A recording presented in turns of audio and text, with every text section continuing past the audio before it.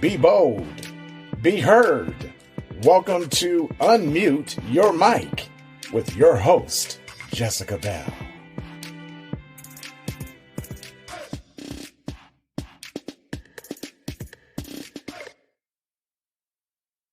The views, information, or opinions expressed during the podcast are solely those of the individuals involved and do not necessarily represent those of Unmute Your Mic. Hello, everybody. Welcome to another episode of Unmute Your Mic. My name is Jessica Bell. I am your host from Kansas City, Missouri, as always. And I want to thank you so much for tuning in to this episode. If this is your first time, welcome. If you are returning, thank you so much for being a part of the Unmute Your Mic family. As always, before we get started, please make sure to go to unmuteyourmic.org. There you can see our past episodes, purchase merchandise, and just stay connected with us via our newsletter. As always, you can like, subscribe, and follow on YouTube. So it is Black History Month, and I'm very excited to feature somebody from my community. I cannot let this month go by without featuring somebody from Kansas City who has done something in this community. And so I'm very excited for this interview today. Brian, thank you so much for agreeing to be on my podcast. If you could just introduce yourself and let us know a little bit about you. Hey, let me turn my head up. I'm going to get a little bit lighting for you. There we go. Hey, my name is Brian, also known as Bizzy, Mr. KC, where you at, Mr. 816. I am a creator. I am the creator and founder of our city's official holiday, 816 Day, as well as I'm the creator of a local, should I say, well-known and have won some awards as well. Local Facebook group events, urban events at that. So yeah, creator of a wonderful Facebook group called KC Where You At, and also just host, promoter, all the above, etc., etc. Who knows where where the road leads in this field. So can I ask you, how did you get started? Because all the things you named, well, if you're listening and you're not from Kansas City, you may be like, what is he talking about? But everybody from Kansas City is very hip to what these days are, especially the 816 event. And so can you just tell us a little bit about how you got that started? Yeah. So if you don't know, 816 is the Kansas City area code. And it was known that a lot of cities do have celebrations already that revolves around their main area code. So it falls on a date. Like I know Detroit has a 313 day. I know St. Louis has a 314 day.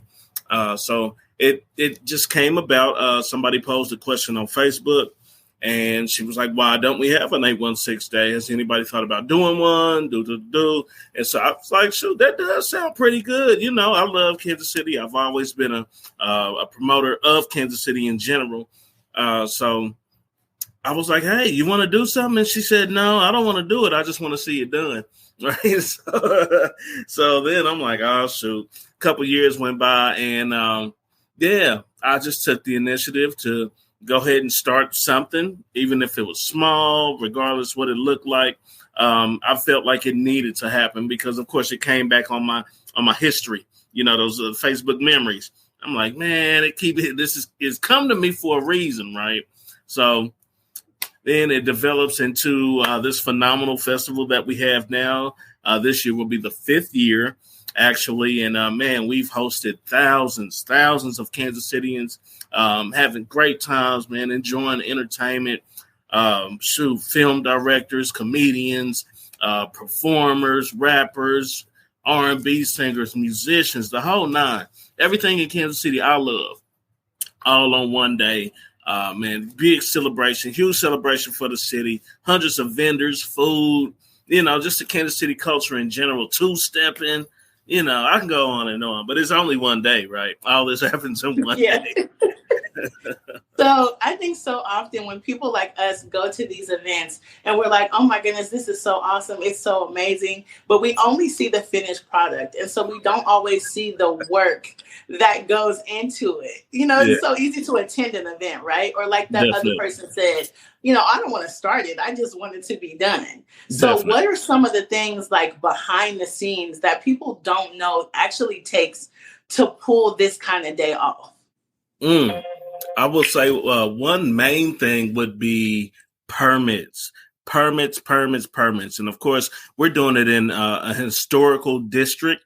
So you have to block off streets, let alone streets that have public transportation on them. So, we're talking about bus rerouting, making sure you got the proper barricades up, let alone Kansas City Police Department when you're dealing with so many people at one event, noise permit, dance hall permit for people dancing in the streets. You got to have a permit. It's crazy stuff. On site, medical assistance or, like an EMT on site. And all these things have to be paid for, mind you. So yeah, just that's usually the most tedious part, as well as dealing with food vendors, because then you got the health department involved. Man, it's a lot of things. You have to get signatures from the surrounding businesses of the streets that you're using, because they have to get a festival permit for you to even be able to get clearance to block off a street. It's so many things and more. That's just the permits. That ain't even the actual functions and all the events going on through the course of the day. So we talking about, man, DJs, musicians, performances, all the restaurants are involved. Everybody has an $8.16 special. Man, it's so much. It's so much in one day. So I mean, like the average, yeah, and the average person is going to hear all of this work and be like, "Ain't no way I am doing this for one day." We're not even talking about like a month-long festival. So, what was it that made you hear all of these things that it was going to take, but make you continue to say, "This is something I still want to bring forth"? Well, because the first official one that we did, after we got the proclamation from the mayor, we did it in a single building. It was 4 stories, and we had about 1,000 people. One working elevator, right? It was chaotic, but I'm like, man, we need something like this, a little more spaced out, a little more stretched out. And then a lot of people also wanted an event they can bring their kids to. So mind you, we do have a kid zone. We got a kid DJ back there, the inflatables, free hot dogs and chips. I always make sure the kids are entertained as well. But yeah, like I said, we just wanted to expand, and we also wanted to, I wanted to make sure that I brought money back, because this brought in a lot of money. We're talking, it's a huge celebration now. But I wanted to make sure that my people, meaning the Black community, was able to eat off of this event, as well as, eat within the event, if that makes any sense. So yeah, man, we make sure all the Black businesses are, like I said, they all offer specials and are in cahoots with the whole event. Man, over 100 Black vendors down there. It's just it's an amazing time, and I hark on the Blackness, because Kansas City's culture, especially when it comes to music and entertainment, 18th and Vine District, it was Black. It is Black, and so I just like to try to continue that and make sure that we do understand the history as well as propel the future. So yeah, it's a lot of things. Again, we wanted to space it out. Look, I done jumped off track. It's okay. But yeah, we wanted to space it out and, just allow for more space, a lot more vendors, and it just made more sense. You know what I'm saying? We wanted food trucks out there. You got to, we had to go outside. And then, of course, dealing with the pandemic, man, because actually 2020 was our biggest year. And that was like the height of the pandemic, right? No, 2020. And man, we talking about 6,000-7,000 people out here, and we handed out masks. Everybody had masks on. We walking around with hand sanitizer, but just to see people come together and really look forward to being at this event is what kept me wanting to keep it going. So here we are, year 5. bigger and better every year. It's beautiful.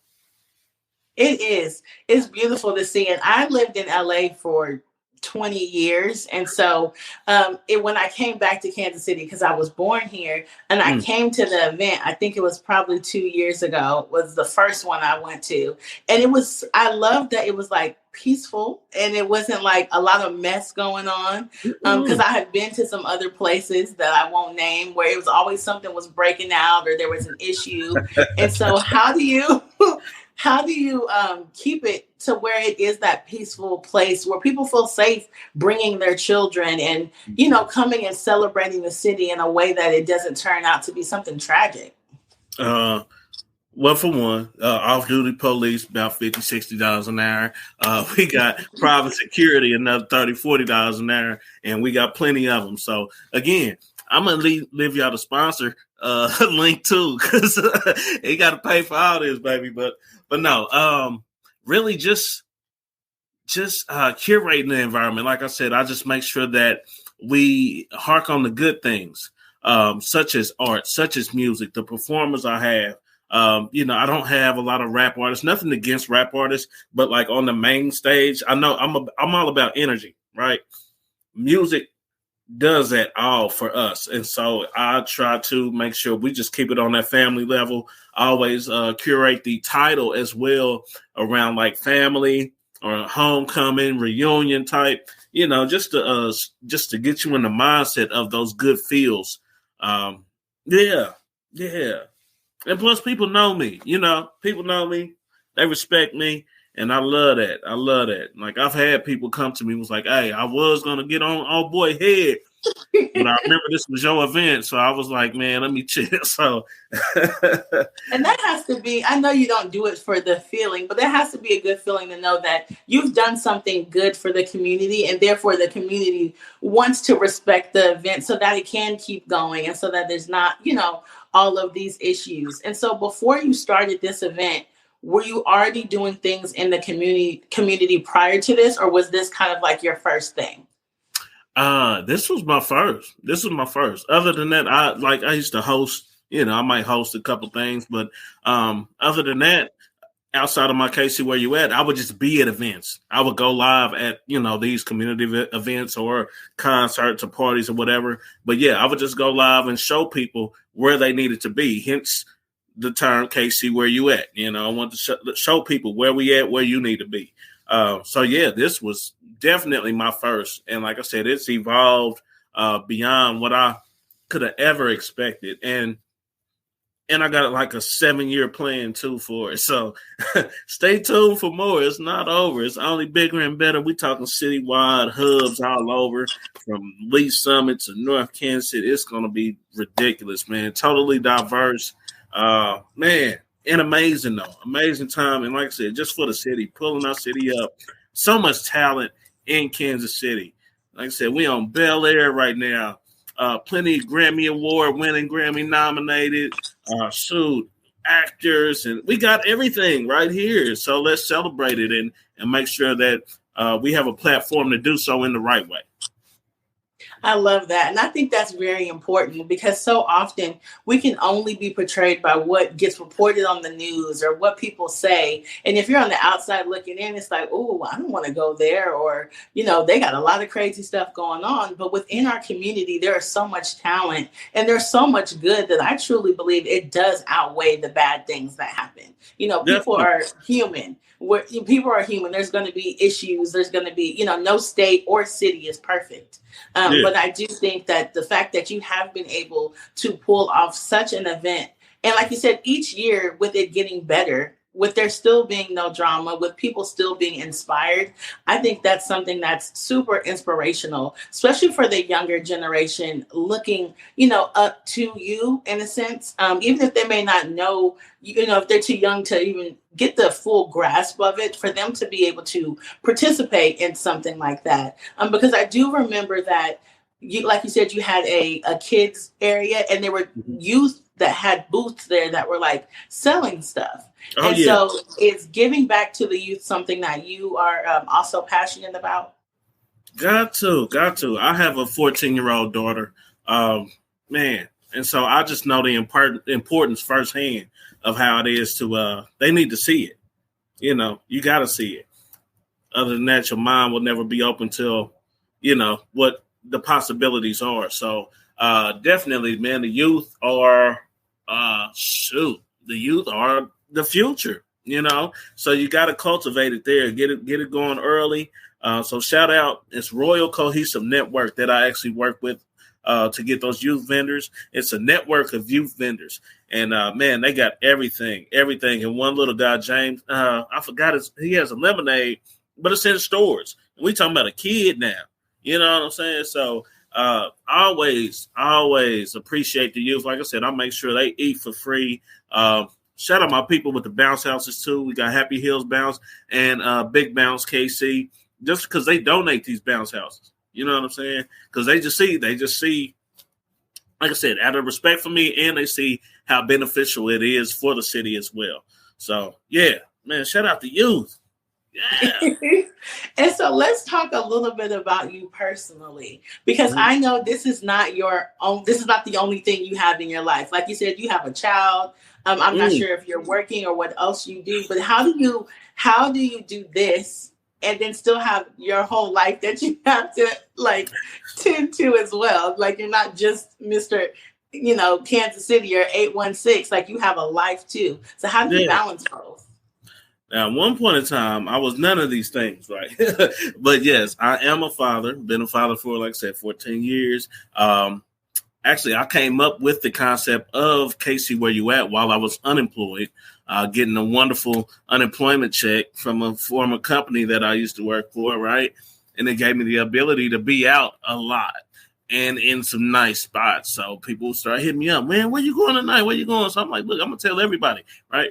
But anyway, that's neither here nor there. Yes, I'm a father. I am, man, I work. I still got a 9 to 4, 8 to 4, 8:30 to 4:30, depending on what time I get up. But, but yeah, I work at a nonprofit organization called Connections to Success.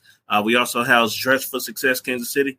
Mighty Howard Dress for Success. We get people suited for interviews and, job placements, things of that nature. I've been there for, almost going on 8 years now, really. I know, right? I probably had 4 jobs in my life, and I'm 36, so all of them have been more than like 4 or 5 years. So, yeah, but yeah, like I said, I'm a father. Man, I got an orchestra concert and a choir concert to go to next week. Yeah, I'm all the things. I'm a friend. You know what I'm saying? I'm a part-time life coach, all the things. We do all the things. Yeah, you do. I mean, literally all the things. Like you're saying all the things, but it really is all the things. But it's all about balance, man. It's 24 hours in a day. It's really, you got plenty of time to do whatever you want to. You just got to map it out. Some days, some things don't get done, but you still just got to balance it. You'll be all right. As long as it's something that you're willing to do and are passionate about, you'll make time for it. So yeah, it's always time. Always time. And so what are some of the things that you've had to overcome to get to where you are today, whether personal, business, or a little bit of both? What are some of the things that you've really had to be like, wow, that could have took me out, but I kept going anyway? I know one of my biggest, I wouldn't say faults. I will consider this a fault. It's procrastination, though. Because I work better under pressure. So it's like I force myself to be put under these pressure cooker moments where I got to hurry up and do this and do that. But again, I like move. That's how I like to move. I like to, rest. But then when it's time to go, it's time to go. And it just helps me as a person. But again, like this year, just dealing with the climate of certain behind the scenes things that's going on in the city is forcing me to be a little more timely with my proactivity. if I'm saying it right. But yeah, definitely having to just be more cognitive of I don't have as much time as I've had before. to do a lot of things, and there are some obstacles that I might have to, find Peter and Paul and Rob both of them this way, but we gonna make it happen. We gonna make it happen. But yeah, really, just like I said, just me. I just know me. I'm a procrastinator, and this year is definitely making me not do such. Got you. Okay, so if somebody is listening and they are like, I want to start an event, or I want to do an event, or I want to do something for Kansas City or my community as a whole, what are some tips that you would give them to kind of get started?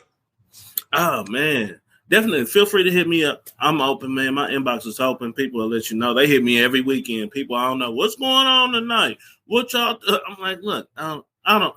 What age group are you looking for? What kind of fit? You know what I'm saying? But one, I would start with anybody if they say we crabs in the barrel, whatever that means. But find somebody that's done it before. Reach out to them. You know what I'm saying? At least reach out. All they can do is shoot you down. But at least try to talk to somebody that has seen that has done something similar to what you're trying to do, and just get some tips from them, just to make sure that whatever your event is makes sense, or whatever you got going. Also, I would get in touch with your district councilman. Because if you're talking about a community event, that might be something they can get behind, might have some funds for you.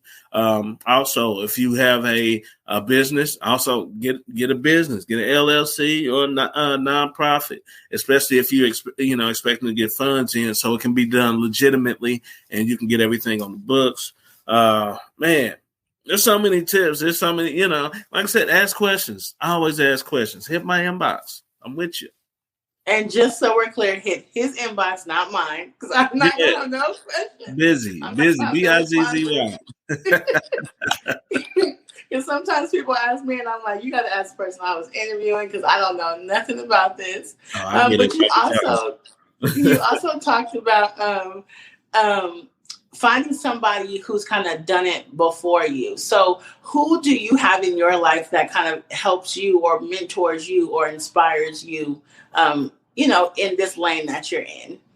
I know one person, man, big shout out to Keith Peterson. Keith Peterson, if y'all don't know her, she actually does our city's Juneteenth celebration. I think this is her 11th year doing it. And man, we talking about a massive event. Like 816 Day, it's a piece of Juneteenth, but Juneteenth is massive. It's probably twice the size as far as walking area, and man, it's amazing.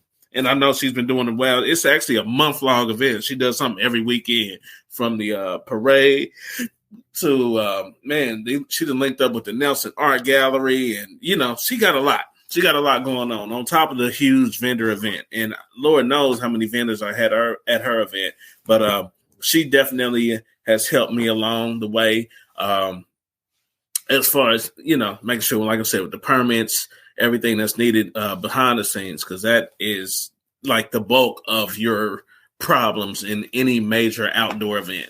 Also, I would like to commend Miss Carol Green, who was with Parks and Rec, because I needed her one year just to get, again, for permits and just to, help map stuff out. And she was just very open book, let me know just to, what made sense, what didn't, what to omit, how to, go about certain things, what events to have, what I shouldn't have, just to make it easier, but still make it make sense, and still make it very relevant and stick to the task, because I get a little off track. Ain't no telling. I want people flying in on parachutes with 816 underwear on.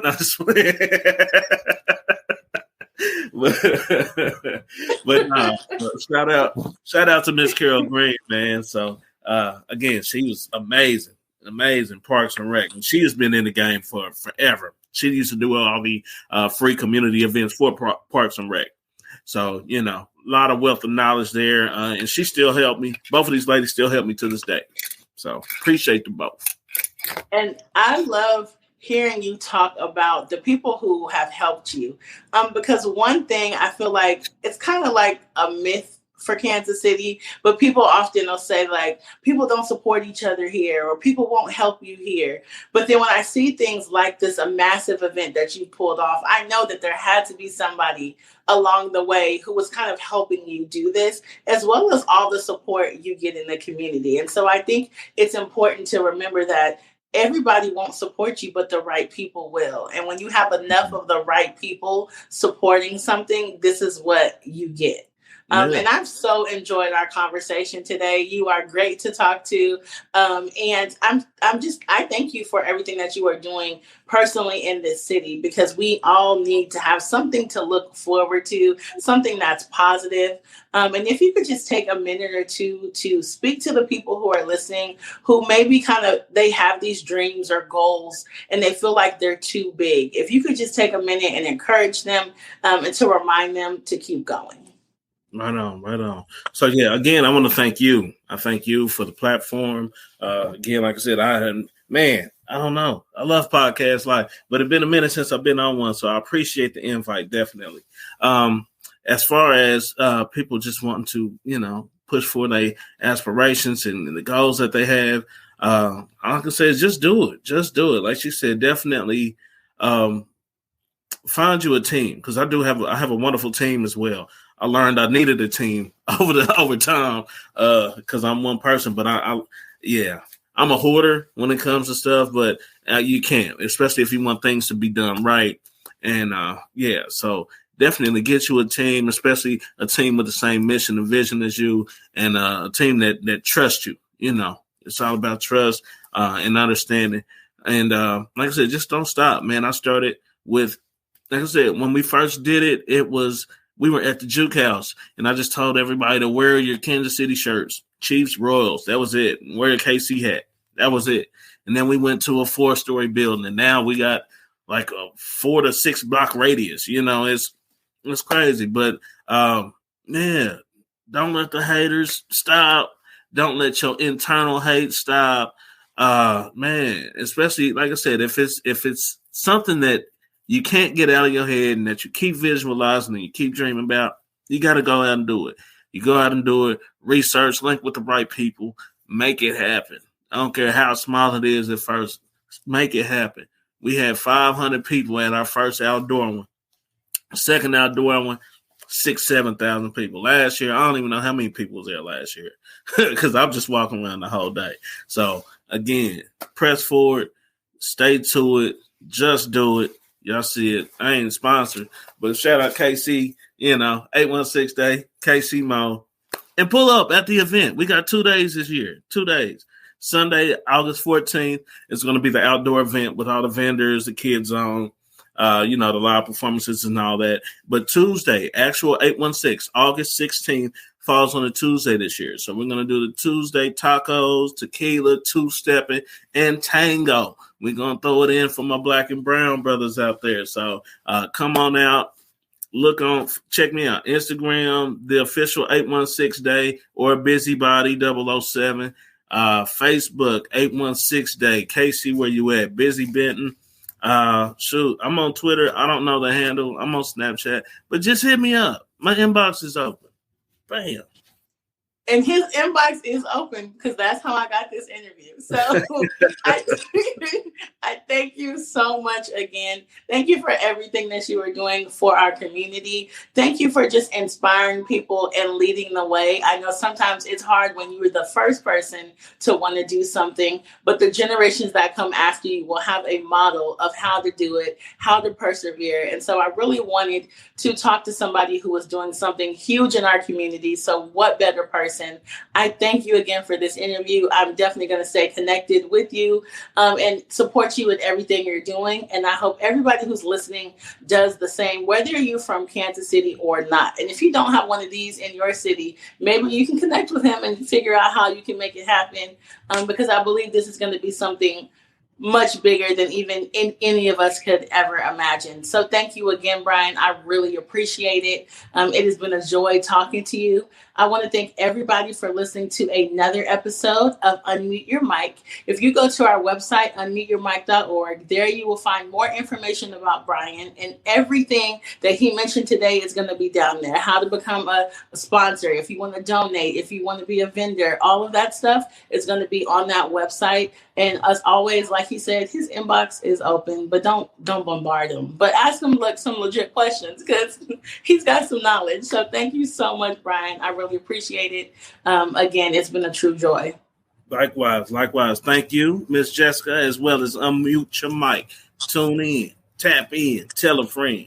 Thank you. Thank you for that free promo. I appreciate that.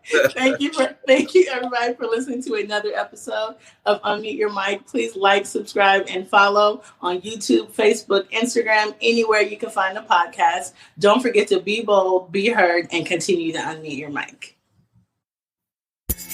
Thank you for tuning in to Unmute Your Mic. Be sure to tune in next time when Jessica takes her mic off mute as she continues her journey to find stories that inspire and uplift our communities.